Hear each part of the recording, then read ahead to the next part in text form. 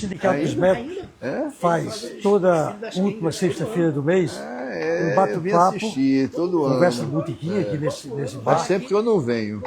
Com um médico que tenha, principalmente, que tenha atividade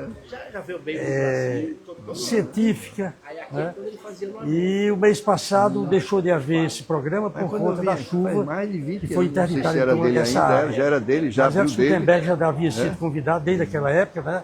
E hoje ele realmente vem fazer a apresentação aqui para nossa gratidão. Edson, inclusive, é meu contemporâneo de faculdade, é mais velho do que eu, Claro. é meu contemporâneo. Mas Edson teve atividade também sindical, tendo sido, inclusive, presidente do Sindicato dos Médicos, foi representante da região Nordeste em relação à FENAM e também teve atividade política partidária. Então, Edson realmente é uma pessoa culta, muito culta, é psiquiatra, e aqui vai nos dar o prazer dessa entrevista, desse bate-papo com Cefas e para abrilhantar esse programa que a gente geralmente faz todo mês. Obrigado por pegar o microfone. Obrigado, Manuel. Obrigado, Henrique. Boa sorte. Já vai? Amanda, como é que eu boto?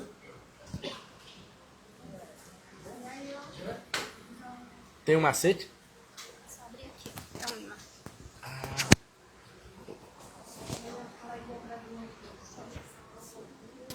Obrigado. Pronto? Agora vamos começar a transmissão. Foi não. Olá, boa noite. Eu sou o jornalista Cefas Carvalho e estamos começando mais um programa Conversa de Botequim. Toda sexta-feira em um bar ou restaurante de Natal, outro município do Rio Grande do Norte, uma entrevista, na verdade um bate-papo descontraído, inteligente, com alguém que faz algo importante em Natal e no Rio Grande do Norte, que pode ser em cultura, economia, empreendedorismo, medicina, como é o caso do entrevistado de hoje. Estou aqui com o Dr. Edson Gutenberg de Souza, médico psiquiatra, a quem eu vou saudar. Dr. Edson, deu certo a entrevista, está aqui o senhor hoje. Bem-vindo ao Conversa de Botequim. Hoje o tempo colaborou. Eu estou muito grato, muito satisfeito de estar aqui. Quero agradecer ao sindicato, a quem eu tive a oportunidade de presidir durante algum tempo, agradecer ao meu amigo Geraldo e a Manelzinho, que fez essa apresentação maravilhosa, talvez muito generosa por ser meu amigo, mas nós agradecemos e estamos aqui à inteira disposição. Perfeito, vai ser um bate-papo muito bom. Quero agradecer, como o senhor falou, ao CIMED, nosso parceiro, através do Dr. Geraldo Ferreira, que está em missão na Argentina, vai estar aqui representado por Dr. Manuel, que abriu o programa. Agradecer aqui a toda a equipe do CIMED que está aqui. O programa, vou fazer os velhos lembretes, o programa tem produção e filmagem de Natália Chagas. Nós estamos ao vivo no Bardalos Comida e Arte, de nosso querido Lula Belmont, que está em pleno funcionamento. Ou seja, quem quiser vir para cá, pode tomar uma sopa, comer alguma coisa, beber cerveja, beber água, suco, vem para cá. E quem quiser fazer perguntas, eu disse pergunta, não consulta, para o Dr. Edson, consulta só eu, vou fazer ao vivo. Pode fazer as perguntas pelo Facebook, que a produção passa para cá e eu faço as perguntas. Agradecer a todo mundo que está aqui, depois digo os nomes de todo mundo que está aqui, que vai vir mais gente. Dr. Edson, tem um monte de pergunta para fazer para o senhor, um monte de curiosidade, mas a tradição do programa é sempre perguntar sobre como a pessoa chegou naquilo que se tornou. O senhor se tornou uma referência como médico psiquiatra, tem um largo currículo, mas como é que, a minha curiosidade, como é que era o senhor quando criança? Como foi sua infância? Onde foi? O senhor queria ser médico desde criança? Como começou tudo? Bom, por meu pai ser militar, o militar se desloca muito, entendeu? Então, eu nasci aqui em Natal, no ano de 1948, mas com 4 ou 5 anos meu pai foi transferido para o Rio de Janeiro e, a princípio, nós fomos morar em Nilópolis, em Olinda, que pertence a Nilópolis, e ali começou a minha vida de estudantil, de aprender a ler. O senhor foi criança em Nilópolis, então? Eu fui uma parte lá. Então, porque eu fui alfabetizado, ainda pratiquei o que se chama caligrafia, por isso que as pessoas dizem que eu tenho uma letra um pouco bem desenhada. O senhor quando tem uma eu faço letra receita, dizem que eu tenho, E né? deixa o senhor ser médico. Que não é uma tradição. Com letra boa. Não é a tradição. Eu sei que eu fiquei em Olinda. Em Olinda tem um fato da minha vida que eu acho que foi assim, é muito marcante para mim, entendeu? Porque eu comecei a estudar numa escola chamada São Sebastião, de um padre holandês. Fiz minha primeira comunhão lá e depois fui para uma escola chamada Sagrado Coração de Jesus. Fazendo, naquela época, chamava-se o terceiro ano primário. Sim. Hoje eu não sei qual é a equivalência. Hoje é ensino médio. Ensino o básico. Isso. Então, no terceiro ano primário, essa é a coisa assim que me marcou. Até hoje eu converso com meu pai e disse a ele. Cheguei com o meu boletim, muito feliz da vida porque tinha sido aprovado. Meu pai olhou para o boletim e aí viu que a nota que eu tinha sido aprovado era a nota mínima para eu poder passar. Aí papai disse, isso não é nota para ninguém passar, não. Me tirou dessa escola, me matriculou na escola mais longe, chamado Colégio Nilopolitano, na mesma série. Foi a única vez que eu fui reprovado na minha vida, foi pro meu pai. Meu Deus do céu! Ele era exigente, era? Ele é muito exigente. Qual era a profissão dele? Ele era marinheiro, né, militar, né? E desculpa, ele é militar. Uma pessoa assim, com aquelas coisas bem... Com rigor. E sua mãe? Mamãe era mais suave, mamãe tentava suavizar, né? Boletim tá bom, meu filho. Não, estava ótimo, né? Na visão da mãe estava ótimo, né? Agora na visão do meu pai, mas foi bom, foi uma punição que eu achei boa, porque eu fui para um colégio melhor, colégio Nilopolitano, um colégio, inclusive que eu tenho aquela recordação escolar que todo mundo faz, né? Aquela foto tradicional, comigo até hoje, entendeu? E aí, quando foi em 1958, papai foi transferido para Angra dos Reis. Nossa! Que tem um colégio naval lá. E aí essa cidade foi, acho que a cidade... Eu gosto muito de Natal, mas Angra dos Reis nessa época para mim foi a cidade mais bonita que eu já conheci. Porque, assim, na minha vida. A minha família é do Rio, é de Niterói e São Gonçalo. Eu conheço o Rio de Janeiro. De Nilópolis para Angra dos Reis é muito diferente. O pulo foi enorme. E Angra dos Reis daquela época, não é de hoje. Angra dos Reis que não tinha as usinas. Era na época de Brigitte Bardot. Brigitte Bardot ia para o Rio, para aquelas praias. Lá também era uma praia paradisíaca. Minha casa, atrás da minha casa, tinha uma montanha que ela estava assim, toda revestida de verde. Nossa. 50 anos depois que eu fui visitar, essa montanha não existia mais. Existia uma grande favela lá, enfim, as pessoas que não têm condições vão ocupando espaço. Sim, exatamente. Né, mas eu vi um rio que tinha lá, um rio de águas cristalinas, que a gente fazia porque é criança, tal. Quando chovia muito, essa água do rio ficava lavada. A gente tirava areia para vender. Vender areia? Vender areia para as construções. Mas é coisa de menino, uma lata de areia. Então, veja como era. Depois, nessa época que eu revisitei Angra dos Reis, 50 anos depois, que fui a Olinda, onde eu morei, Angra dos Reis, esse rio maravilhoso tinha se transformado num fiapo de lama. Um fiapo assim tão insignificante e tão menor como hoje nós temos esse Rio do Balde, que já foi um rio maravilhoso. Exatamente. Né? Então, entendeu? Nossa. Então, nessa visita também aconteceu um fato interessante. Eu fui a Olinda, minha casa que eu morei quando cheguei de Natal para lá ainda existia. Foi uma visita de nostalgia, foi? Foi. Foi. Porque o senhor foi nos lugares de infância todos. Eu sou muito nostálgico. Aí eu fui vi minha casa, não pude entrar, mas tinha o bar, que era uma mercearia na época, nós éramos inquilinos de portugueses, porque ali viviam muitos portugueses. Sim. Essa mercearia não existia mais, mas existia um bar com todas os emblemas dos times, bar, Fluminense. Eu cheguei lá para conversar com aquela pessoal jovem. Aí comecei a conversar, que tinha estudado lá no tempo do Padre Arthur, e no tanto tal, que tinha não sei o quê. E o Jorge me olhando. Aí disse, olha, tio, eu quero dizer uma coisa para o senhor. O senhor não pegou o dilúvio não, mas ainda pisou na lama. Nossa senhora, que isso? Foi. Aí eu ri, então, me diverti com isso. E aí, de Angra dos Reis, fui morar em Jacarepaguá. Mas já adolescente? Eu já perto de fazer 15 anos. Entre 12 e 15 anos, nós fomos morar em Jacarepaguá. Foi onde eu comecei a ler, porque papai não tendo condições, né? Essas condições, era uma pessoa pobre, como um marinheiro, né?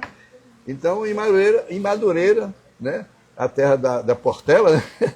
Aí eu tinha uma biblioteca que eu ia lá me inscrever para poder ler. Passamos um tempo lá e terminamos aqui em Natal, de volta para Natal. Aí o senhor voltou com que idade para Natal? Com 15 anos. 15 anos? Eu morei 10 anos no Rio de Janeiro. 15 anos, voltamos para Natal, papai tentou me matricular no Marista, não consegui, eu terminei no Salesiano, que também não era fácil de se matricular naquela época, entendeu? Havia muito... Era referência. Não havia. Então eu passei 2 anos no Salesiano para terminar o ginásio. Sim. É uma época assim, muito boa, com os padres salesianos, entendeu? A minha turma foi a primeira que se formou, porque tinha uma turma que era para se formar antes da minha. Sim. Mas eram muito bagunceiros, inclusive tinha um político famoso, um filho de político famoso na época. Que era bagunceiro? Que era bagunceiro e o padre expulsou a turma toda. Expulsou toda a turma, porque os padres naquele tempo, me parece que esse aspecto financeiro de colégio não importava muito né? Expulsou a turma toda. E a nossa foi a primeira. Nossa. E aí eu terminei o ginásio e fui para o Ateneu. Migrei para o Ateneu, que naquela época era um colégio que rivalizava com o Marista, com o Salesiano. Naquela época era professor. Câmara Cascudo era professor. Exatamente. Foi. Era uma referência. Mas doutor, isso é uma curiosidade Agora minha. eu vou dizer por que eu escolhi medicina. Eu estou chegando aí na história. Mas antes, deixa uma curiosidade, que eu estou me coçando aqui. Doutor, como é que foi o choque cultural? O senhor tendo morado em Angra dos Reis, Nilópolis, de repente ser adolescente em Natal. A cidade era pequena. Muito. Como é que foi o choque cultural? Foi um choque grande, pelo seguinte. Como é que foi? Porque quando nós chegamos aqui, passamos um período que moramos na casa da minha tia lá na Praia do Meio, mas depois fomos para Lagoa Seca, quando papai construiu uma pequena casinha. E naquela época não tinha calçamento, não tinha nada, eu ia para o colégio, ia a pé, tinha que pegar ônibus, e era um areal medonho, meu sapato se enchendo de areia, entendeu? Com costumes diferentes.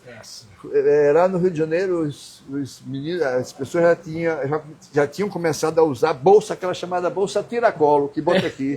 Né? Mas nessa época que eu cheguei aqui, isso era coisa de mulher. E quando eu passava, o povo me chamava de... Ganhou uma fama, digamos assim, na época. Eu ganhei uma má fama nessa época, porque andar com a bolsa tiracolo, eu digo, meu Deus do céu, isso é coisa... Você veja o choque, né? O que foi. O Edson voltou do Rio meio estranho. Foi. Então, mas foi uma época boa que eu passei. Enfim, no Salesiano, eu sempre fui uma pessoa assim, que tinha facilidade de estudar pelas leituras. Eu sempre me agregava com gente que gostava de ler. Estudar, meu primeiro amigo foi um menino chamado Antônio Carlos, que depois fez medicina também, que me mostrou pela primeira vez essa história de sebo. Eu não sabia o que era sebo. Comprar. E eu fui levado a um dos primeiros, talvez, sebo daqui, que era o sebo do Cazuza. Sim. Não sei se alguém já ouviu essa referência. É histórico. Histórico. E eu comprar livro, tal, barato, em sebo e tal. E a gente começou a frequentar sebo, porque lá eu frequentava a biblioteca, né? Eu chegava perto, mas eu não era um aluno também muito comportado, não. De vez em quando... O senhor era bagunceiro? Igual ao político? Não, igual ao político não. Um pouco menos. Um pouco menos. Eu sei que naquele tempo, a gente, por exemplo, fumar, nem pensar. Fumar ali, nem pensar. Mas eu fazia uma coisa, uma bagunça, o padre diretor era um padre da origem, um padre italiano.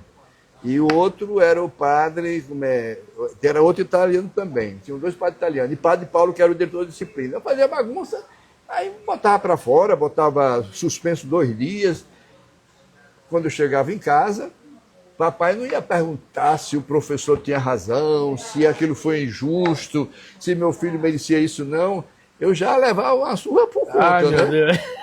Então, tanto é que, às vezes, quando eu era suspenso, ao invés de revelar que tinha suspenso, eu vinha como se fosse para o colégio, ia para a Ribeira, para aqueles clubes de remo que tem ali, eu ia remar lá. Eu ia passar o tempo Saía remando. com a farda do colégio. Ia para lá remar, entendeu? Então, tinha essa coisa, depois eu fui pro Ateneu. No Ateneu No foi. Ateneu completamente diferente do Salesiano. Era aberto, um colégio aberto, um colégio que você podia fumar, que ainda havia separação. De manhã era masculino e à tarde era feminino. Sim, né?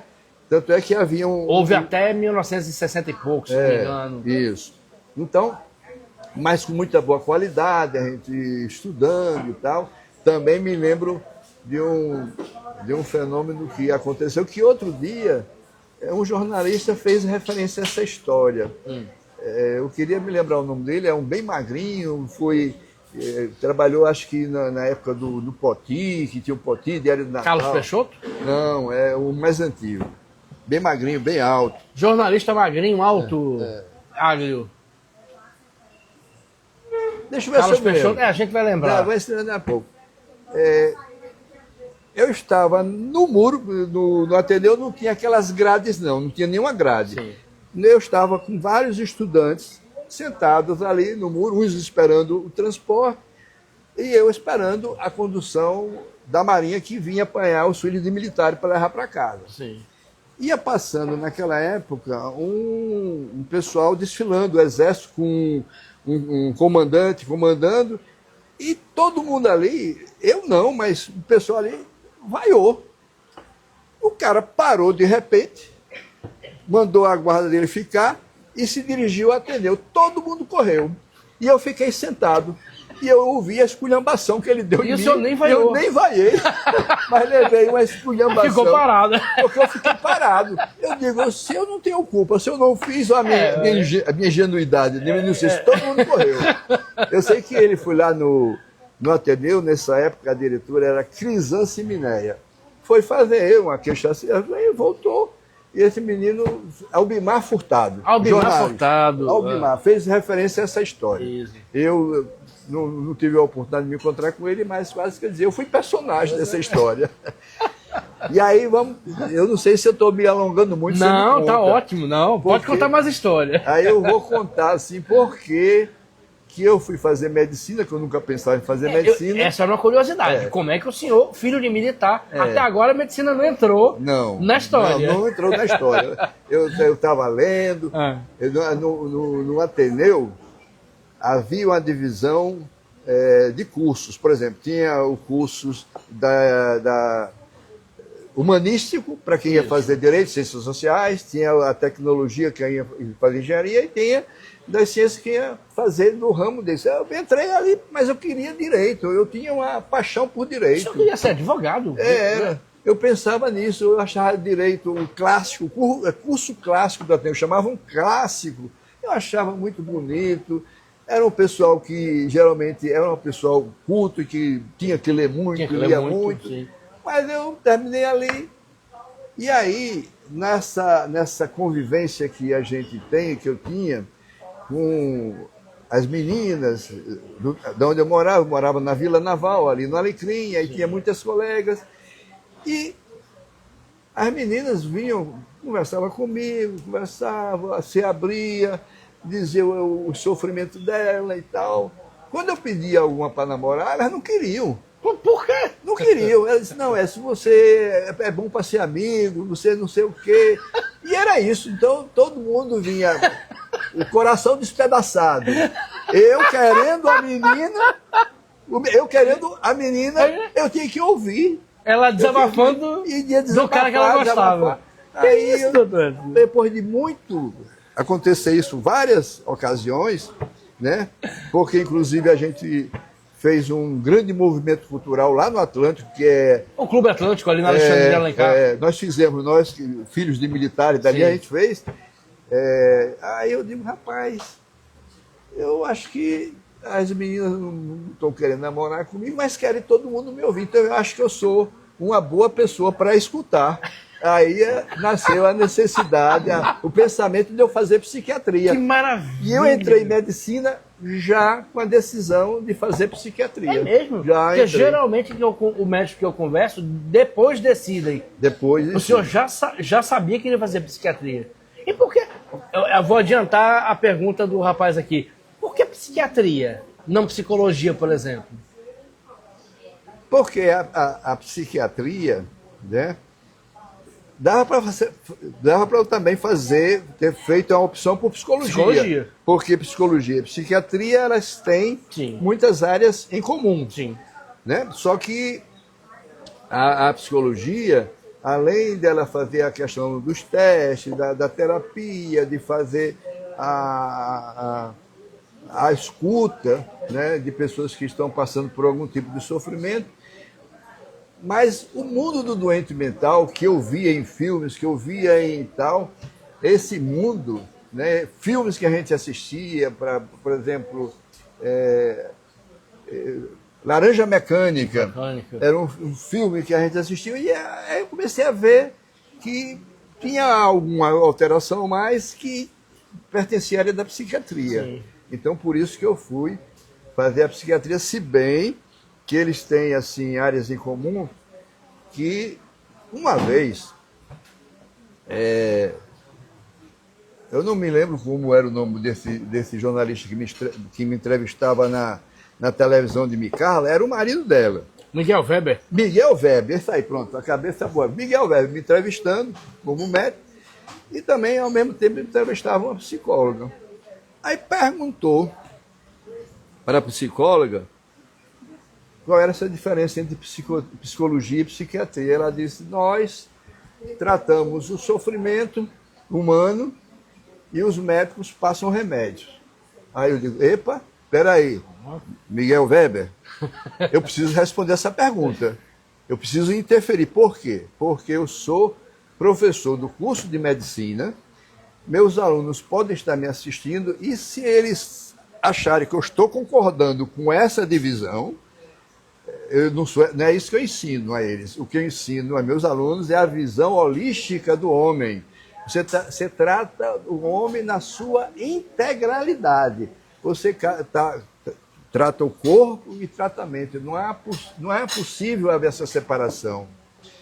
Eu dizia a meus estudantes de medicina, a doença, por mais física que possa ser, uma doença mais somática, quem estiver assistindo, não é só física, ela repercute no emocional. Sim. E o aspecto emocional que seja tão emocional e que você possa pensar que seja só emocional, o sentimento, Sim. ele interfere no corpo. Por exemplo, o amor. Eu perguntar aos alunos, o amor, o que é que vocês acham? É algo subjetivo? É algo objetivo? Não, não, subjetivo como?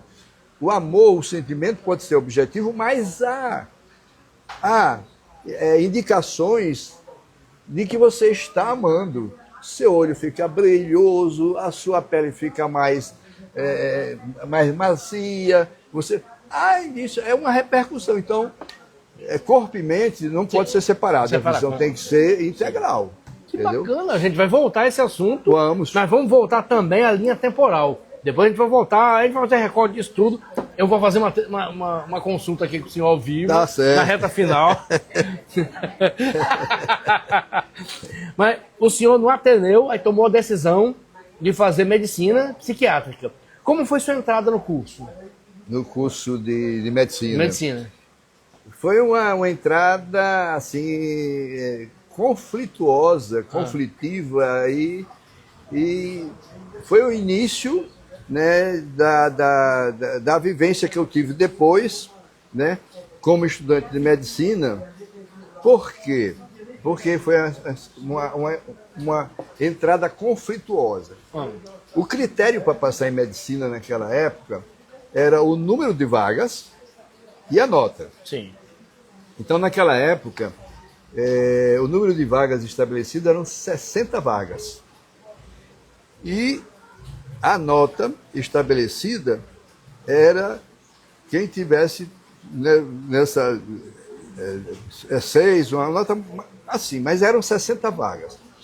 Acontece que no 60º lugar, que a pessoa passou, digamos, com 6,7, tinham mais 3 pessoas que também tinham 6,7. E que eu me dei conta que eram pessoas que tinham um certo prestígio na cidade, entendeu? E aí, do nada, a reitoria decidiu incorporar esses 3, já que o outro tinha 6,7, e botou mais esses 3. E aí, nós que tínhamos notas para passar, mas não tinha vagas... Não tinha QI. Não tinha vaga. Aí nós começamos a criar um movimento. Não, por que eles podem e a gente não pode? Se a nossa nota... É a mesma. A gente está com nota de aprovação em medicina. Começamos a fazer um movimento, e esse movimento foi batendo na reitoria. O reitor na época era o Onofre Lopes, né? E aí houve um político aqui que campou a nossa causa, que era o Dinarco Maris, que parece que tinha muito poder, senador na época, né? Lendário Dinarco Maris. Ele campou nossa causa. Aí foi para a justiça, nós ganhamos, e aí resolveu da seguinte forma: entraria mais 60 pessoas aqui em Natal, mas não comportava mais. A nossa turma era de 124. Sim. A Edinarte foi importante, porque o curso de medicina em Manaus estava começando. E aí, o restante da turma que tinha nota para passar, ele conseguiu matricular em Manaus. Tanto é que tem muitos médicos, quando vêm comemorar e tal, eles vêm lá porque fizeram em Manaus. E eu já entrevistei pelo menos 2 que foram para Manaus nessa turma. Bom, Eu não vou lembrar o nome agora, talvez Dr. Jairo Rego. Jairo Rego, Marcelo Montoril. Pronto, isso. Marcelo E contaram Montoril. histórias que foram para Manaus. Paulo Rego, Isso. foram para Manaus. Aí tinha os farristas de Manaus, tinha os comportados. Tinha os que traziam, porque ele era Zona Franca, e trazia calça litra, aquela muamba, vendia aqui, pagava passagem, entendeu? Então, aí porque eu digo que começou a história conflitiva? Sim. Porque isso aí, ele me colocou junto com as lideranças do movimento universitário da época. Sim.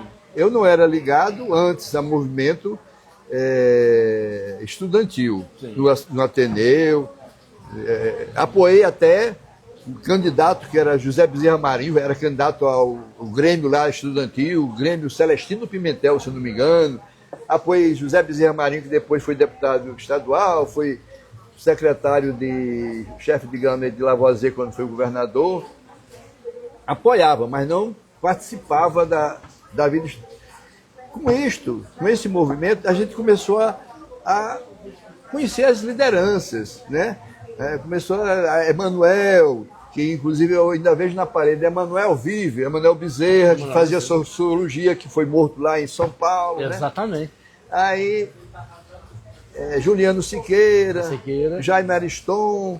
Aí começou essas lideranças, a gente trabalhar com essas lideranças, e isso me abriu assim, o olho para o movimento estudantil. Digo, E aí eu fui, havia naquele tempo, não era curso de medicina, era faculdade de medicina. Faculdade, exatamente. Né? E tinha diretório acadêmicos. Cada instituição tinha, cada faculdade tinha o seu diretório acadêmico. Sim. O nosso era diretório acadêmico Januário Cico, o de Direito era Amaro Cavalcante, o da de Sociologia tinha outro nome, e eu me tornei presidente do Diretório Acadêmico de Januário Seco. Fiz uma política, numa época difícil de fazer política estudantil, Sim. né?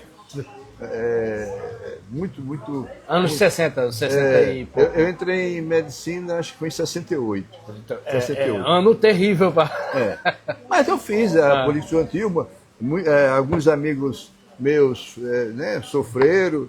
Um da minha turma, particularmente, José Gessino Saraiva Maia.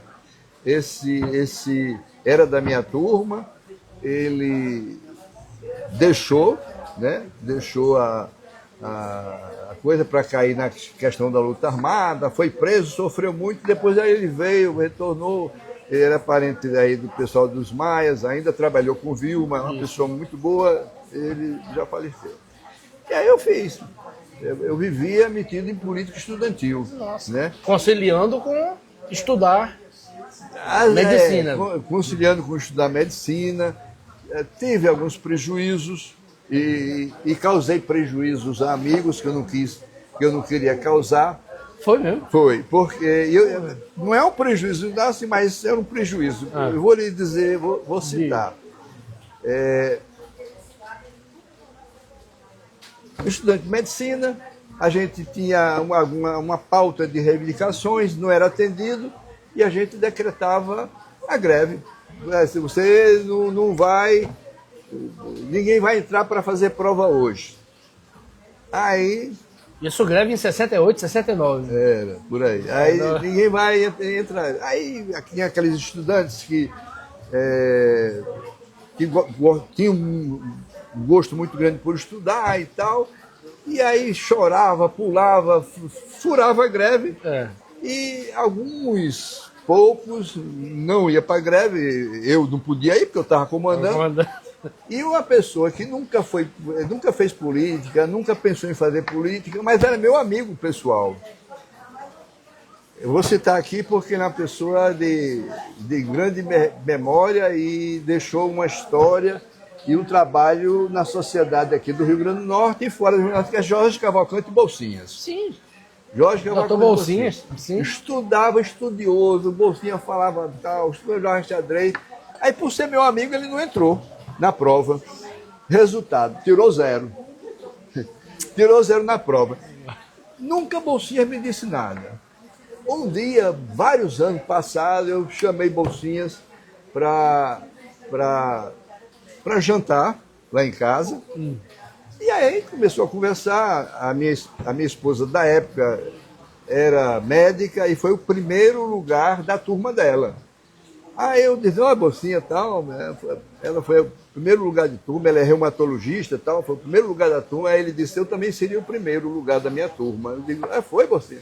Foi, porque tu sabe, se lembra da greve? Eu tirei 0. Por 0, Margarida foi a primeira e eu não fui. Mas isso anos depois. Mas que mágoa acumulada, né? Mas ele nunca me revelou isso.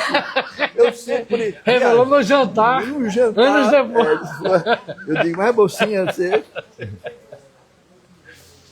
Que história, mas eu paguei depois... com uma paella para ele na casa dele. Eu fiz uma paella para ele. Mais que pago. Foi mais que pago. Por quê? Por que você fez paella? Porque eu fiz a minha residência em psiquiatria em Madrid. Isso. Na Universidade Complutense de Madrid. Morei 2 anos em Madrid. E a paella é uma comida típica da Espanha. Eu aprendi a fazer. E aqui, de vez em quando, as pessoas me pediam para fazer, eu ia fazer. Eu trazia o safrão lá da Espanha, né, para fazer. E um dia eu fiz uma paella para Bolsinhas. Que ele gostou um golpe muito. Baixo com Bolsinhas. Né? Aí não tem rancor que resista a uma paella. Não. E a uns vinhos também. Isso, aí do rancor foi para gratidão. Vamos voltar à linha temporal, Dante? Vamos. Como é que foi a conclusão do curso entre o movimento estudantil e estudar propriamente medicina, psiquiatria, quando o senhor se formou? Como é que foi a partir daí? Mas eu só vou voltar, claro, porque o prejuízo não foi só para a Bolsinha, não. Dessa vez foi meu também. Por quê? Que eu fiquei reprovado na disciplina que ninguém era reprovado. Que era qual? dermatologia. Naquela época ninguém era reprovado. Eu fiquei reprovado, não, fiquei em segunda época. Mas por retaliação? Porque eu fazia esses movimentos. Não fui para a prova, não estudava, eu tinha que participar dos movimentos. Também eu sofri quando eu fui presidente do sindicato, porque você tinha que viver em conversa com o governador, com o secretário de saúde, e deixar até descuidar do meu consultório e tal. Então, nessa época, eu não fiz, aí foi para cima. Ninguém era reprovado em dermatologia, só eu fiquei em segunda época. Mas na segunda época eu passei. Passou. Estudei e passei. Aí quando se formou, como é que foi o começo da vida profissional, digamos assim? Bom, depois que eu fui, assim, presidente do sindicato, fez o movimento. No último ano a gente não tem como fazer muito movimento, porque no último ano é o ano que você é chamado de doutorando. Doutorando deve ser quase médico, mas ainda não é médico, mas é doutorando. Sim. E aí você tem muitos estágios, muitos plantões. Eu fui no Valfredo Gugel justamente por essa pessoa estar enferma e lembrei a minha mulher, disse, olha, no meu tempo o pronto-socorro não era aqui, não, era lá no UOL. E eu dava plantão lá e como eu já me queria fazer residência, né, por influência do Dr. Severino Lopes, que me levou para a Casa de Saúde Natal, na época, que hoje é Severino Lopes, ele me levou para lá, e eu gostava muito, os debates e tal, e ele tinha passado por esse curso em Madrid com o professor Lopes Ebor. Então eu já estava me preparando para fazer lá, sem poder, sem ter condições. Mas eu era uma pessoa determinada, eu digo, não, eu vou fazer minha residência em Madrid. O professor Severino ligou para o professor Lopes de Boa, Fernando Scar, e disse que me aceitava. Então, pronto, eu fiquei esperando, terminei em dezembro, e lá o ano letivo começa em setembro, termina em junho, então eu só pude ir lá para março, para Madrid, né? Nesse tempo fiquei esperando. E aí Bolsinhas chegou lá na minha casa, disse, Edson, eu vim lhe oferecer para você trabalhar no Crutac, no interior. Parece que ele foi trabalhar em Santo Antônio, nessa época tinha esse Crutac. Era uma intervenção da universidade no interior, isso, levando as coisas para o interior, né, o atendimento. Sim. Aí tinha Santo Antônio e tinha Santa Cruz. Eu fiz em Santa Cruz, no Crutac do último ano eu fiz em Santa Cruz, ele fez em Santo Antônio. E eu já formado, já médico, esperando a oportunidade de ir para Madrid. E aí Bolsinha chega e diz, Edson, eu vim lhe oferecer um emprego lá em Santo Antônio, para você trabalhar lá. Vamos para lá, a gente vai trabalhar, depois a gente faz prova para ser professor. Eu digo, olha, Bolsinhas, eu sou uma pessoa pobre, preciso de dinheiro, mas eu vou dispensar porque a minha meta é me formar, ser residente de psiquiatria, e a melhor psiquiatria tá do mundo, naquela época estava na Alemanha, mas como eu não sabia alemão, aí a segunda melhor era na Espanha. E eu sabia um pouco de espanhol, porque nossos livros na época eram a maioria em espanhol. E a gente tinha que ler e ia se acostumando, entendeu? E aí eu ofereci e pronto, aí eu fui. Conseguiu ir para Madrid? Consegui, aí foi essa história que eu vou contar aqui. Eu já contei essa história em vários cenários, mas esse é o mais importante que eu vou contar, porque esse está registrado, vocês estão registrando. Está registrado, vai ficar. Está registrado. E os outros não, você conversa. Eu digo, como é que uma pessoa que é pobre e não tem condição vai para Madrid, na época eu já casado, e minha mulher já grávida, nossa, entendeu? Aí eu digo, como é que você faz essa loucura? Minha loucura não era total, porque eu fui na frente. Eu não levei logo a mulher, sim, não. Eu fui primeiro na frente, né? Mas também quero fazer um registro hoje importante, né? Porque Maurílton Moraes, um grande psiquiatra, hoje é uma pessoa que está enferma, sim, mas naquela época, para você viajar, comprar um bilhete de avião para a Europa, era uma coisa cara, sim, e que exigia avalista. Sim. E meu pai foi falar com o Maurildo para ele ser o meu avalista da passagem. Ele avalizou a passagem, eu fui com ele. Que bacana. E aí comecei a juntar um dinheiro para cá, um dinheiro para lá, e fui, peguei o avião, fui para Madrid, desci em Lisboa, passei a noite em Lisboa, depois fui para Madrid, levando no meu bolso $78. Era todo o dinheiro que eu tinha. Todo o dinheiro? Todo o dinheiro que eu tinha. Não sabia onde eu ia morar. Que isso? Não sabia onde eu ia morar. Entendeu? A mulher ficou grávida e eu fui, quando eu desci lá no aeroporto de Barajas, eu digo, rapaz, eu não sei nem onde eu vou morar. Eu vou me apresentar ao professor, então eu vou deixar minha bagagem aqui no porta-bagagem lá do aeroporto. Deixo lá, peguei um táxi, fui lá para a Clínica Lopes de Boa. Passei a tarde toda esperando o professor me atender. Quando o professor foi me atender, você é o brasileiro que vai estudar com a gente e tal. Aí começou a conversar, dizendo tal, se lembrando muito do professor Severino, que tinha sido um bom aluno, conhecia os catedráticos de psiquiatria do Rio de Janeiro, de São Paulo. Ele é uma referência internacional, ele, né? E aí começou a conversar, e quando terminou, ele disse, cadê as suas malas? Aí eu digo, professor, eu não trouxe minha mala, não. Minha mala está no aeroporto. Eu não sei onde vou morar. Aí ele disse, não, aqui vai ter um lugar para você. Ufa! Aí vai ter um lugar para você. Aí eu digo, puxa vida, ó. Fiquei, dormi lá. No outro dia, tive que voltar ao aeroporto, gastar um pouco mais desses 78 que eu dei para pegar as malas e voltar. Pegar as malas e voltar. Aí comecei a trabalhar, a fazer meu curso. Eu recebi um grande acolhimento dos residentes espanhóis que tinham lá. Tinha um que se tornou meu compadre, Sastre. Tinha um basco que eu ainda vou à casa dele quando eu vou para a Espanha, ele vem para cá. Enfim, me entrosei e 30 dias depois, eles dizem assim, vamos, hoje é dia de receber dinheiro, e eu parado, né? Vamos, eu digo, rapaz, o professor não me disse que eu ia receber dinheiro, eu não sei se eu vou receber dinheiro. Ele disse, não, aqui todo mundo recebe, ninguém trabalha de graça não. Aí eu fui e realmente tinha um salário, mas o professor nunca me disse isso. Aí eu digo, eita, agora estou com dinheiro, agora posso mandar buscar a mulher. Ufa! Posso mandar buscar a mulher que está grávida. E aí mandei apanhá-la, e a nossa primeira moradia foi na Puerta del Sol, Porta do Sol, num apartamento que uma senhora alugava para várias pessoas. Os quartos ela alugava. Nossa. Aí eu aluguei um quarto para ficar com a mulher, e ela dizia assim, olha, você pode usar esse quarto, agora a cozinha é de todo mundo, então você tem que sair e fazer seu almoço em meia hora para não atrapalhar. Eu disse, tudo bem e tal.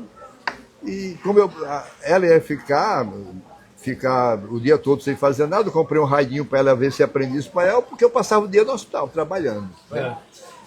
E aí, essa foi a primeira. Depois, no hospital, com esse dinheiro que eu recebi e tal, aí consegui ir para um lugar um pouquinho melhor, que na minha época, a minha referência, eu faço a referência da época. Sim. E eu não quero menosprezar o bairro das Quintas, não, porque naquele tempo os bairros eram Rocas, o ônibus era Rocas Quintas. Rocas Quintas, é lendário, Rocas Quintas. Rocas Quintas. E as Quintas eram um bairro, se a gente era pobre ali do Alecrim, o das Quintas era mais, entendeu? E eu fui morar nessa casinha pequenininha, num bairro parecido com o bairro das Quintas, que eu achava, mas eu estava bem, eu queria estudar e tal. E lá com conhecimento, com os professores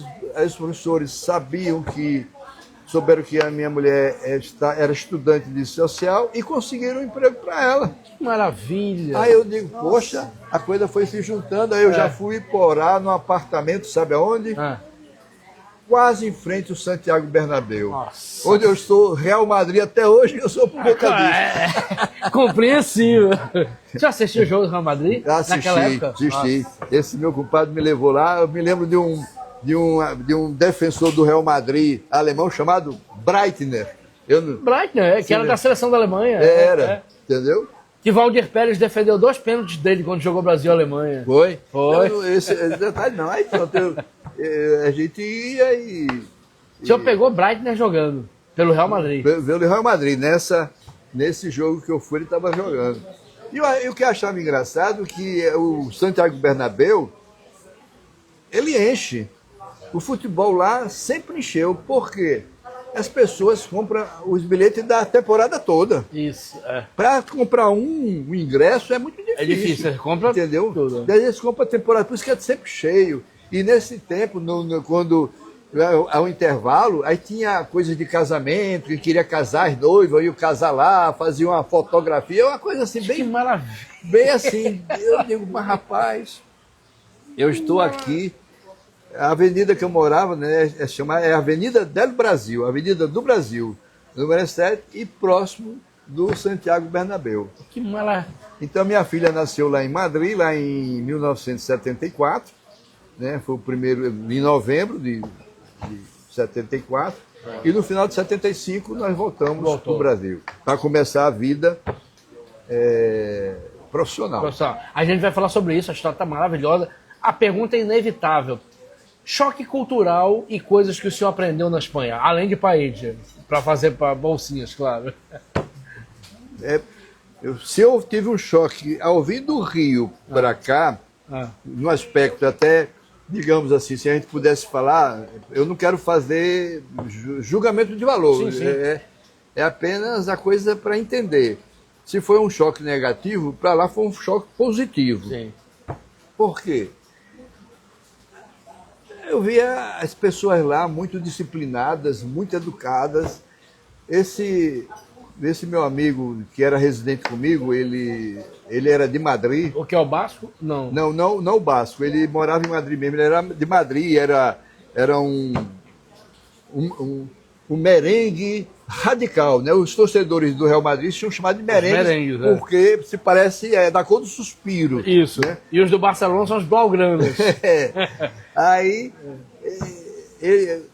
a gente ficava na clínica do professor, mas tinha uma aula no hospital universitário.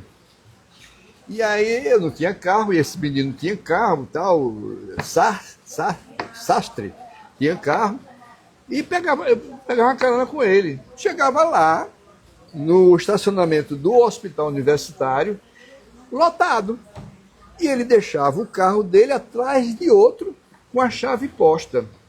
Aí eu digo, Sastre, e você vai deixar a chave aqui no carro posta? Eu digo, vou. Porque quando esse da frente quiser sair, ele vem, tira o meu, tira o dele e bota o meu no lugar. Nossa. Eu disse, Sastre, isso... No Brasil? A gente não concebe isso no Brasil. A gente fecha e o povo rouba. É cultural. É cultural. Infelizmente. Outra coisa que aconteceu, a minha mulher da época, grávida, foi atravessar sem ser pela faixa de pedestres. Aí quando estava no meio, o guarda mandou ela voltar. Ela, não, mas estou grávida, mas a grávida tem que obedecer a lei aqui também. Aí ela voltou e digo, é assim. Com esse mesmo... As coisas que eu achava assim, eu estava até contando ainda um pouquinho, a coisa de horário. Eu tinha que viajar, porque eu não tinha o visto definitivo. Sim. Então de 3 em 3 meses eu tinha que sair para pegar um novo. Era uma complicação, não é como era hoje não. Hoje você entra numa fronteira e tá tudo, né? Aí para voltar, aí eu vi assim, o trem vai sair às 18h03. O trem saía às 18h03. Eu tive esse choque também quando fui lá. Né? Pois é, vai chegar lá em Lisboa às 9h05, chega às 9h05. Sai na hora, chega na hora. Mas quando o trem sai quebrado, né? 17h08. Pois é. Aí eu via assim, a educação, os residentes, entendeu? Era tudo com as batas, com gravata. Às vezes eu descia sem gravata, a minha chefe clínica, suba para botar gravata. Ou se eu tivesse com a barba mal feita, mandava eu subir para botar. Eu digo, eita, aqui não é, aqui é uma coisa assim, tem essa... Que experiência fantástica, foi, né? Foi, Então, assim. Quer dizer, então, Eu vivia isto, a questão, por exemplo,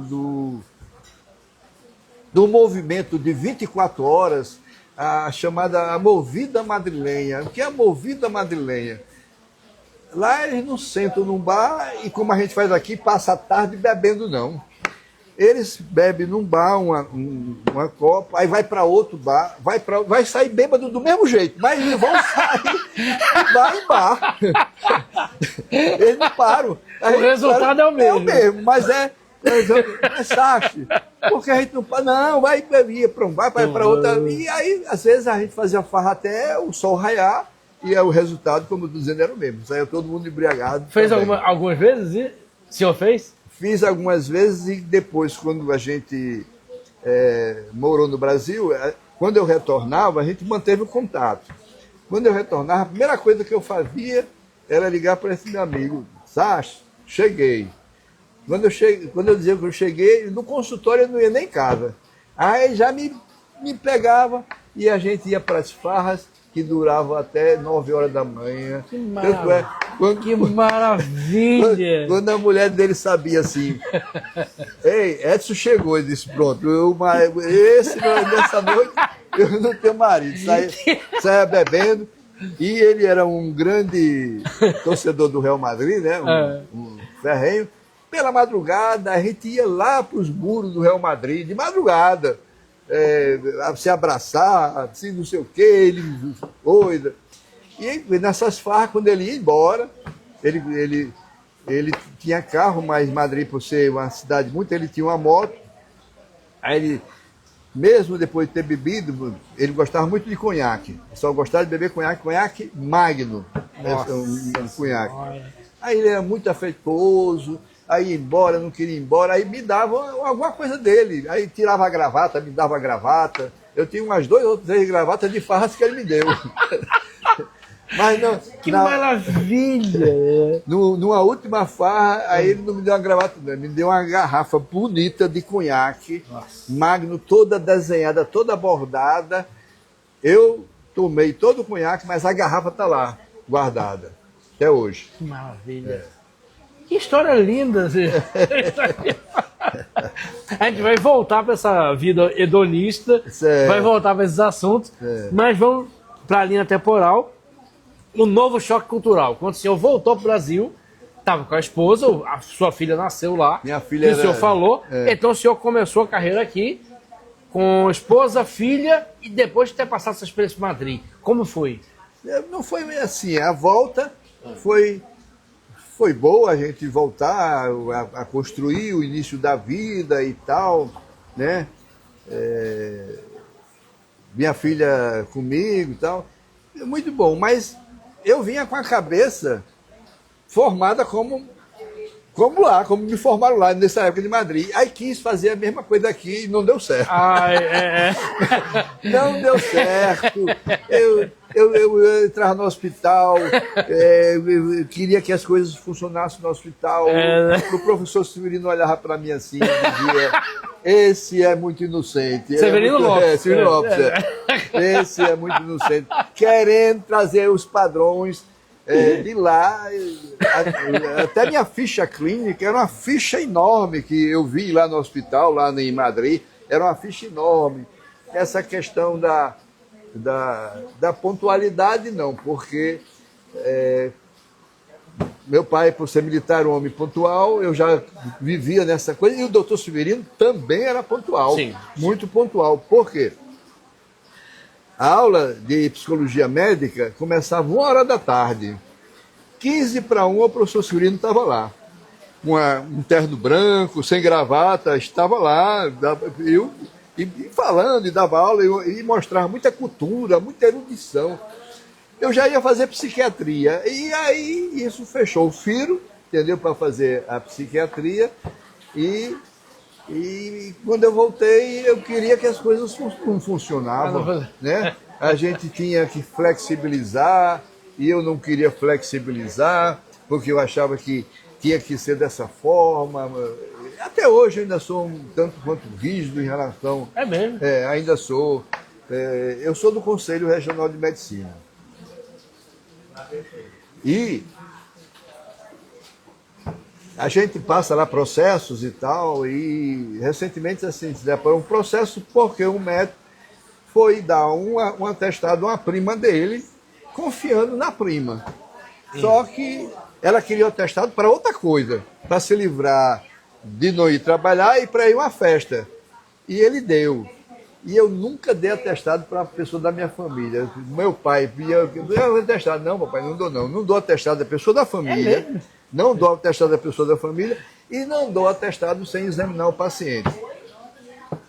É uma prática, a boa medicina manda. Ética a boa e medicina, boa medicina manda isso, mas hoje a gente vê gente que dá atestado até com interesses, né, financeiros, e é incrível, porque está se formando muitos médicos, entendeu? As faculdades de medicina, principalmente as particulares, explodiram muito porque é um mercado. É um mercado. Né? Um estudante de medicina, um curso é R$ 12.000, entendeu? E aí, às vezes, não se prima muito pela qualidade, como eu achava e penso que era a federal antigamente. Meus professores sempre muito sérios, muito... um professor fazer uma coisa assim considerada antiética, a gente não via não. Não via não. Era muito difícil. Eu já ouvi registros parecidos com o do senhor aqui. Deixa eu registrar aqui. Pessoal assistindo, Verinha Machado tá dando boa noite. Boa noite, Verinha. Agradecer a todo mundo que está aqui. Doutora Darcelena Félix, que já foi entrevistada aqui, está aqui com a gente. Com a sua amiga Josélia, que está aqui prestigiando. Trabalhou, né, no UOL. José Águio, nosso eterno produtor aqui, um amigo querido, pessoal do CIMED, Amanda, Yasmin, muita gente bacana aqui e muita gente assistindo aqui que tá dizendo que vai fazer pergunta depois. Mas eu tenho uma outra pergunta. Pois não. Vamos te falar sobre a continuidade da sua carreira. Eu morro de curiosidade de saber, tem aspectos da sua vida que eu tenho curiosidade. Copa do Mundo o senhor trabalhou, a própria questão da psiquiatria em si, e também sobre o Severino Lopes. Você já falou várias vezes do doutor Severino, mas tem o Hospital Severino Lopes. Isso. Como foi a continuidade da sua carreira até chegar ao Severino Lopes? Quando voltei lá da residência médica, Isso, eu já fazia parte do hospital. Já fazia? Já fazia parte, porque eu cheguei lá como estudante de medicina. Nossa. Eu estudei lá quando... É uma vida inteira lá, então. Vou fazer agora 53 anos. 53 anos lá. Nossa. Aí, como eu já queria fazer psiquiatria, Sim. E aí o primeiro professor que eu topei foi o professor Severino Lopes, dando aula de psicologia médica. Achei muito interessante, me aproximei, entendeu? Muito dele. E naquela época, o hospital se chamava Casa de Saúde Natal. Exatamente. Estava recentemente, tinha saído lá da Ribeira para o lugar que ainda é hoje, estava bem chegando. Que é Romualdo Galvão. Romualdo e Múcio Galvão. Isso. Pega as duas ruas. E aí os estudantes de medicina que estavam interessados em fazer psiquiatria, ele levava para o hospital para dar plantão. Sim. Dava uma remuneração pouca, mas para dar plantão. E toda quinta-feira tinha uma reunião com o staff, com os médicos, com os plantonistas. Então, desde estudante de medicina, eu estou lá desde 1970, 73 terminei medicina, 74 fui para a Espanha, 75 voltei, em 76 quando eu voltei, o primeiro emprego foi lá. Foi lá. Ele venha para cá, você vai ficar comigo, me colocou lá no hospital como médico, assistente, e aí eu vim com a cabeça de lá, foi que eu quis alterar as rotinas, não é assim, de repente. E não é assim. E me levou para a clínica Heitor Carrilho, que ele também tinha antes do hospital, ele fundou um ano antes essa clínica Heitor Carrilho, que era para chamadas as crianças excepcionais. Que é né? lá na Ayrton Senna. Hoje é na Ayrton Senna. Que ainda é referência. Eu moro lá perto, inclusive. Pronto. Então ele me levou para lá, eu passei um tempo lá, entendeu? e trabalhando. Na época que eu fui da clínica do Carrilho, de tantos e tantos anos, tinha as Olimpíadas Nacionais dos Excepcionais. E eram em várias modalidades de esporte, e nessa época teve uma em Belo Horizonte. E o professor, que não podia ir na época, me colocou como chefe da delegação. Eu saí com 2 ônibus desses grandes, lotados de crianças, eu, enfermeira, assistente social, por esse Brasil até chegar em Belo Horizonte. É uma experiência um tanto difícil, porque essas crianças elas têm um aspecto diferente, um padrão diferente. Sim. Cheguei em Belo Horizonte e levei todo mundo para jantar numa pizzaria. E eles reclamando que queria feijão. Ah, meu Deus do céu. Eu digo essa Criança querendo feijão. Feijão. E não pizza. não pizza. Nessa época, né? Aí, Que loucura. e a equipe de futebol da Heitor Carrilho aqui, todo ano era campeã. Todo ano era campeã. E o pessoal tinha muita apreço ao professor Severino, porque ele foi uma pessoa que brigou por essa causa, se dedicou a essa causa nacionalmente, trouxe coisas lá da Espanha quando ele veio para cá. E a equipe de futebol todo ano era campeã. Aí o pessoal chegava e falava assim: Severino, essa equipe aí de futebol sua, tem umas pessoas aí que são normais, não? Eu disse: não, todo mundo é excepcional. Mas tinha uns 2 normais. Ele botava para ganhar o futebol, mas ele era tão amoroso dessa causa que a pessoa fazia vista grossa. Claro. Ele trabalha para a causa. Não, Que maravilha. Eu já ouvi histórias do doutor Severino. Era fantástico. Mas, doutor Edson, a continuidade. A gente já está indo, não para a reta final, acho que ainda tem um tempo, mas está começando mais para a metade do programa. Como é que foi a continuidade de sua carreira? O senhor depois adentrou outros projetos. Teve a questão do SINMED, o senhor foi presidente. O senhor trabalhou, se eu não me engano, no doping na Copa do Mundo. Trabalhei. Pronto, eu tenho curiosidade de saber essas coisas todas. Sindicato. Sindicato, eu não busquei ser presidente do sindicato. Sim. Eu não busquei. Eu estava em casa um dia e Obrigado. o Eduardo Ronald, que foi citado aqui por você, né? Foi citado por você, Eduardo Ronald. Nesse tempo, ele estava casado com minha irmã. Sim. Eu estava em casa e Eduardo disse, telefonou: Edson, olha, venha compor a chapa do Sindicato dos Médicos. Eu digo: mas Eduardo, eu tenho coisa de conselho e tal, eu não tenho. Não, venha, você vai ocupar aqui, você vai ficar como vice-presidente. Eu digo: tá bom, então bote como vice-presidente. E o presidente era Manuel Batista. Você lembra, Manuelzinho? Manuel Batista era o presidente. Só que Manuel Batista, ele teve um processo, uma doença, né, que impediu dele continuar como presidente.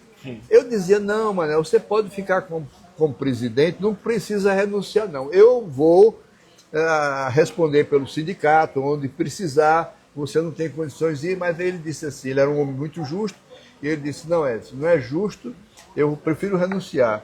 E eu terminei para cumprir os 3 anos que faltavam dele. 3 anos é muita coisa. Como presidente. É o mandato quase todo. Acho que era 3 anos, ele cumpriu 1 a 2, eu não me lembro mais o tempo, assim, exatamente. E aí, quando terminei, aí veio aquela coisa: não, você vai continuar. Aí eu continuei por mais um tempo como presidente, e depois que eu terminei esse mandato, aí veio o Geraldo, né, para assumir, e eu ainda continuei na luta sindical. Aí Geraldo me indicou para a Federação Nacional dos Médicos, para ser diretor, entendeu? Antes eu também fui da Norte-Nordeste, enfim, tive esse movimento de sindicato. Foi assim que foi minha vida de sindicato. Depois, eu estou agora no conselho, já passei no conselho 10 anos, e agora eu estou no segundo mandato, já estou indo para mais 10 anos no conselho, e o movimento conselhal não combina você fazer movimento conselhal sem cabo, porque são coisas distintas. Isso, exatamente. Distintas. Então, estou no movimento conselhal e fiquei. E por que saiu a questão de antidoping? Quem me levou para o antidoping foi um médico que tem uma história no futebol aqui, eu acho que é o médico mais antigo do futebol do Brasil, que é Metternich Rede. Isso, exatamente. Mas ele foi a princípio chamado para o doping, mas como ele era médico do América, ele tinha que abrir mão de ser médico do América para ir para o antidoping, para representar a comissão antidoping da CBF aqui no Rio Grande do Norte. Sim. Mas não podia. Ele, por ser meu amigo, a gente tinha uma pelada que jogava junto, a pelada dos médicos. Aí disse, e uma das exigências também para você ser o coordenador da comissão antidoping da CBF aqui no Rio Grande do Norte era que você fosse professor universitário, coisa que eu era. Exatamente. Então ele me passou essa incumbência, montamos a equipe, eram 3 pessoas, né? Era eu, Antônio Araújo, outra pessoa, montamos a equipe. E eu participei vários anos da Comissão Nacional do Antidoping, fiz vários treinamentos na Granja Comari, nos levavam, o coordenador levava para a Granja Comari, a gente passava lá 4 ou 5 dias em treinamento, porque essa questão do doping é uma questão que você... é uma questão muito dinâmica. Você sempre está descobrindo a maneira que o jogador se dopa, combate, mas vai aparecendo outras. Eles vão descobrindo outras, né? O doping sanguíneo, ingestar, vai descobrindo. Então você tem sempre estar treinando. E eu treinei muito. Aí eu fiz doping em Brasília, fiz doping em São Paulo, fiz doping em Porto Alegre, porque a gente ia designado para treinar isto. Sim. E aí, nesse preparo, já como decidiram que ia haver a Copa do Mundo seria aqui no Brasil e Natal teria seria uma das sedes, e aí o pessoal já começou a me treinar para fazer parte dessa comissão de doping, entendeu? Tanto é que antes da abertura da Copa do Mundo, um ano antes, tem uma Copa, né? É a Copa das Confederações. Das Confederações, que eu fui fazer esse doping entre Brasil e Japão, lá em Brasília. Bacana. Lá em Brasília. E eu estou lá esperando os jogadores sair, passa Neymar, aí passa... o treinador nessa época era o... Filipão, mas tinha um ajudante dele. Tinha. Quem era? Mortosa. Não era um que foi técnico também, eu esqueci o nome. Antônio Lopes. Não, era outro. Então não lembro. Aí eu tô ali esperando, e aí vem aquela pessoa, me cumprimenta, aperta a minha mão, aí eu digo, rapaz, esse cara já foi treinador da seleção, ele é uma pessoa importante e... Era Parreira? É Parreira. Parreira, que era ajudante auxiliar técnico de Filipão. Aí fomos fazer o antidoping, caiu nesse dia para o doping no Brasil, que eu me lembrei, Thiago Silva, foi um dos coisas, os outros foi da seleção. Então fui lá, e aí, quando chegou a Copa do Mundo, precisava uma pessoa que a equipe fosse treinada, né? Sim. A gente tinha treinamento com o pessoal da Europa, que era da FIFA, diretor da FIFA, médico da FIFA, treinou a gente, e Metternich foi o coordenador geral, e na comissão antidoping eu participei, trabalhei, estive no jogo que o Soares deu uma mordida lá no italiano. Ele esteve no exame de doping? Hein? Ele esteve no exame de doping? Não teve. Porque ele foi expulso. Foi expulso, ele mordeu o pescoço do Chiellini. Aí ele foi expulso e dali já mandaram ele para o aeroporto. Nem passou. Não. E que maravilha de história. Fiz muito doping em Mossoró, em jogo de ABC e Vasco. Fiz até ABC e Vasco. ABC e Vasco. Que foi fazer por nossas Copas lá em Mossoró. E a gente fez. Então, sarrei, mas depois de mim, depois da Copa do Mundo, aí mudou a diretoria de CBF, saiu e tal, e eles entenderam de montar outra equipe, E parece, não sei o que houve, porque naquela época o time de América ABC, eles conseguiam participar da Série B. Aí tinha doping, sempre tinha doping. Quando cai para a Série D, aí tem uma vez ou outra. E na Série D não tem doping porra nenhuma, ninguém faz, aí não tem mais doping aqui no Rio. Nossa. Então, o senhor gosta de futebol, né? O senhor bate bola, tá? O senhor torce para algum time? Torço. Qual? Não, Real Madrid na Europa. Na Europa. Na Europa. Agora, aqui, você pode saber qual é o time que eu torço. Vasco e ABC. Vasco, porque eu morei na comunidade portuguesa lá no Rio de Janeiro. E ABC. E ABC. Aí, acertei. Vasco, eu morei na comunidade portuguesa. E os portugueses eram assim, todo mundo lá. Quem morou em periferia no Rio, torce pelo Vasco. São Cristóvão, aí o Nilópolis, onde o senhor morou. Então, assim, aqui quando eu cheguei, na realidade não era ABC, não. Eu sou um vira-casaco, eu vou confessar. Por quê? O papai era da Marinha e tinha um time que disputava o campeonato, quase que representava a Marinha, que era o Riachuelo, que chegou a ser vice-campeão. Teve um momento assim de sucesso muito curto, mas teve, né? E eu, ali na Vila Naval, torcia pelo Riachuelo, mas depois o Riachuelo nos caiu e o povo todo do Alecrim, eu comecei a torcer pelo Alecrim. Isso. Aí um dia fui assistir o velho Juvenal Lamartine, um jogo entre ABC e um time de Campina Grande. 13? Não sei, eu acho que foi Campinense. Campinense. Não tem o Campinense lá? 13 Campinense. Rapaz, um jogo espetacular entre os dois, o ABC dando um assim. Tem um tal de Jorginho, que era o cão chupando manga, andar pela lá, era um homem de. E aí comecei a torcer pelo ABC. No ABC tinha estudantes de medicina que jogavam pelo mesmo? Pelo ABC, não. Jogava pelo Alecrim, como Berilo, Petit. Então eu começava a ver do jogo na Martins, mas nessa época do ABC e Campinas, eu vi o ABC. Aí pronto, comecei a torcer pelo ABC. Virei a casaca e foi uma boa virada de casaca, porque eu vivi os melhores épocas da ABC nos anos 70, com Alberi, Danilo Menezes, Maranhão, né? Um trio espetacular que Alberi era um jogador assim que... Eu não cheguei a ver o Alberi jogando, mas é uma assisti lenda, ABC e Santos, assisti o Pelé sendo marcado por um jogador do ABC chamado Preta. Pesquisa aí Preta, mas não tinha condição de marcar Pelé, mas estava lá. Aqui no Antigo Castelão? No Antigo Castelão. Nossa.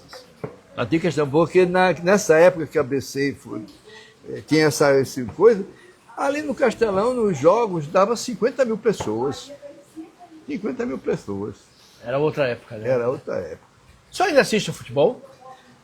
Eu tinha um camarote no ABC, mas o ABC caiu tanto que eu não fui mais lá. E já não quis renovar mais meu camarote. Jogo pela televisão, o senhor assiste? O senhor assiste Real Madrid? Quando tem Real Madrid e Barcelona, o senhor assiste? Assisto e assisto principalmente a Champions League. Nossa, amanhã é a final, amanhã viu? é a final. PSG e Arsenal. E eu sou PSG. Eu também. Eu sou PSG, eu sou Real Madrid porque morei em Madrid. E sou PSG porque morei em Paris. Morou em Paris? Cheguei mais, eu fui fazer depois que eu me desencantei com a política, que eu fui secretário de Vilma. E vamos falar sobre isso um pouquinho? Dá tempo.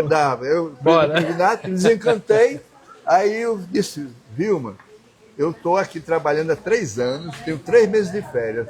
Eu não quero mais continuar, não. Isso aqui não combina comigo, entendeu? Eu quero fazer uma reciclagem em Paris. Você me dá esses 3 meses de férias, eu deixo meu chefe de gabinete e vou para lá. E fui morar em Paris. Então, hoje eu torço pelo PSG e na seleção, eu vou torcer pelo Brasil, é uma coisa boa. Vamos torcer, mas eu tenho 3 times torcendo. Brasil, se o Brasil cair, a Espanha, e se a Espanha cair, eu tenho a França. Eu tenho que assistir futebol com o senhor, é muito parecido. Eu penso igual assim. O senhor assistiu a Eurocopa, que a Espanha deu um show? Assisti. A Espanha ganhou 7 jogos. A Espanha está um time. Nossa. É um time assim, em termos de conjunto, é o que está bem preparado. A França tem destaques, tem o Dembélé, tem, né? Mbappé. Mbappé. Tem aquele rapaz do Bayern, Olisse, que joga muita bola. Joga muita bola, mas o conjunto é a Espanha. Então, o primeiro do país que nós, né? Claro. Nosso, o Brasil. Mas não tá, a seleção não tá animando, não. Não viu? tá, não. Tá não, tá não. Não tá, não. Eu estou confiando um pouco no técnico, que foi técnico do Real Madrid muitos anos, deu muitas copas, as orelhudas, né? A Champions League, a orelhuda ao Real Madrid, com ele. O senhor assistiu aquele PSG 5, Bayern 4? Assisti. Nossa senhora. Uma maratona de emoções. O jogo do ano, né? Foi um jogo do ano, uma maratona de emoções. E eu também, como eu gosto de esporte, joguei futebol até um dia desse, a polícia fica me chamando, tem uma pelada na polícia, volte e tal, mas hoje eu estou arriscado, eu tive 4 fraturas jogando futebol. Que isso, doutor? Foi. A primeira Fratura foi grave? Foi um carrinho, nessa pelada dos médicos, que Metelin fazia parte, Roberto Vital fazia parte, Trigueiro, vários médicos faziam parte, e uma vez me deu um carrinho que quebrou meu pé. Que isso? Passei um ano dando aula de muleta. Eu chegava para dar aula com as muletas, com o motorista. Aí deixa eu contar essa história. Aí passei um ano sem jogar, sem poder. Aí quando eu pude voltar, aí cheguei à noite lá na pelada, e aí estavam os times tirados e a questão era quem vai ser o goleiro.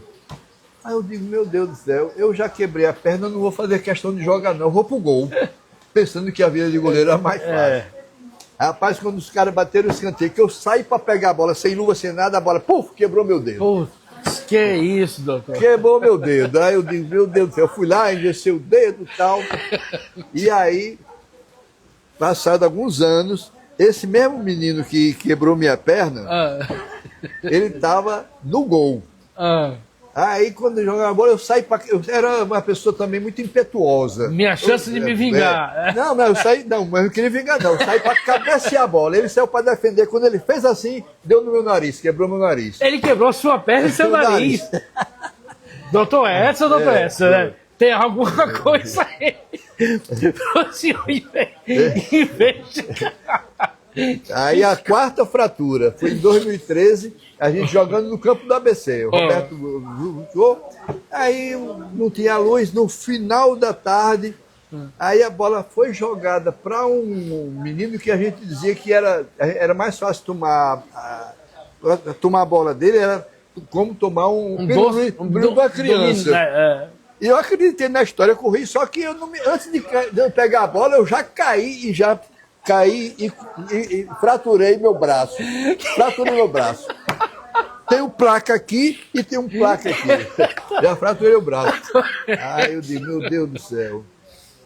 Aí eu fui para essa pelada e tal. E aí a minha mulher atual e tal, ela diz assim, não, você fica em casa, você não fica mais nisso não. Tentei jogar tênis também, joguei tênis até. Tênis não tem contato físico, né? Não tem contato Ainda físico, bem. Mas aí era uma emoção que você, essas emoções das Copas e tal, a gente tem no tênis. Porque esse brasileiro que está jogando, João Fonseca, ele não venceu o Djokovic? Pois é, virou. Estava perdendo 2-0. No outra partida, há uns 3 dias, virou. Hoje estava perdendo para Djokovic. E venceu. E virou. Que é o maior tenista do mundo. O senhor joga tênis bem? Se considera um bom tenista? Não, nunca joguei bem. Já não estou jogando mais. Hoje, o que é que eu faço de esporte? Né? Eu faço uma caminhada. Acho que aí, só se eu tropeçar, alguém me empurrar, caminhar. Faço a musculação e nado. Só não cruze com aquele seu colega médico. Boa tarde, né? Não, o colega lá que quebrou, não, ele não era médico. Tá, então... ele era, inclusive, ele era irmão de um ex-jogador do ABC, que eu não me lembro o nome, entendeu? Então hoje eu nado, que o nado é uma coisa tranquila, entendeu? Você vai, faz ali e tal. Você tem que enfrentar uma piscina geladíssima. Por isso que ninguém no condomínio nada. Ele disse, como é que você entra numa coisa? Eu digo, você já foi no Pantanal? Já foi lá nas cachoeiras do Pantanal? Eu já fui. As cachoeiras do Pantanal parece que botaram o gelo lá em cima, né, e a gente tomava banho. Então, quando eu quero entrar aqui, eu me lembro do Pantanal. Aí a temperatura aqui fica boa, fica agradável. É um artifício psicológico que eu faço para enfrentar. Que maravilha! E o senhor nada com que frequência? De terça a sexta. Terça, quarta, quinta e sexta. Nossa! Muita disciplina. Doutor Edson, por mim eu ficava até meia-noite, mas vou ter que liberar aqui o palco, deixar o senhor ir. Tá chovendo de novo, né? Começou a chover. O senhor atrai chuva? Ainda bem. Por falar em atrair chuva, eu como vim do Rio, no Rio a gente não dava muita importância, porque a gente não tinha essas secas, né? Exatamente. Aí quando eu fui presidente do PDT, e Brizola pediu para eu passar a presidência para Lavoisier Maia, porque ele era senador, e eu não era ninguém, claro, tinha que passar. E fui passar no Alecrim, fazer um discurso, caiu uma chuva, e eu fui dizer que era uma infelicidade. Eu falei, epa, não, aqui não. Aqui não. Aqui não, aqui chuva é bem-vindo. Então, não teve chuva na entrada, como naquele dia estava previsto, mas na saída dá para aguentar. Isso. Aqui é uma piada particular, porque Dr. Edson Gutenberg devia ser entrevistado no mês passado, mas foi aquele dia que caiu a chuva o dia inteiro e teve que ser suspenso. Hoje começamos sem chuva, mas terminamos com chuva, o que permite a gente beber uma cerveja aqui tranquilo. Dr. Edson, contra a minha vontade, vou ter que terminar. Tinha muito mais assuntos. Vai ter uma segunda entrevista, né? Para gente falar de outros assuntos. Eu não sei. Bora, vamos marcar. Quero agradecer aos nossos apoiadores, a Durne Sindicato, o Sinmed, que foi quem viabilizou aqui, agradecer a todos da Sinmed, Dr. Geraldo Ferreira, Associação Médica do Rio Grande do Norte, representada aqui por doutora Darcelana Félix, agradecer, valeu, Adailton e doutor Itamar, Cartório Paiva Amaral, agradecer a doutora Irene pela amizade, a SPVA, Sintro, Sindpreves, nosso novo apoiador, e também a Cachaça Sanvale. Por falar em Cachaça Sanvale, Cachaça Sanvale mandou, obrigado Natália, cortesia pro dono do bar, daqui a pouco eu dou a cachaça de Lula Belmont, e uma cachaça prata Sanvale, muito cachaça obrigado. Genuinamente Muito obrigado. potiguar pro senhor. Muito obrigado, viu? Vai ficar lá. O senhor bebe uma cachaçinha? De vez em quando Moderação? eu tomo, de vez em quando eu tomo. Eu tomo muito vinho, cachaça como a gente tem que tratar com muito respeito, né? Isso, muito. Que cerveja a gente pode virar em tornado, né? Mas cachaça, daí Eu acho pouquinho. os bebedores de cerveja não sabem beber cachaça. Exatamente. Eu me policiei, hoje eu estou aprendendo. E agradecer a todos e todas que estão aqui, muito obrigado. Agradecer a Natália Chagas, produção e filmagem. Lula Belmont pela parceria. E agradecer, doutor Edson. Opa, eu que muito agradeço. obrigado. Eu que agradeço, me senti muito à vontade aqui. Salve de palmas para o doutor Edson Gutenberg. Obrigado a todos nós. Obrigado a todos e todas que acompanharam o Conversa do Botequim e até o próximo programa, na próxima sexta-feira. Muito obrigado e até mais.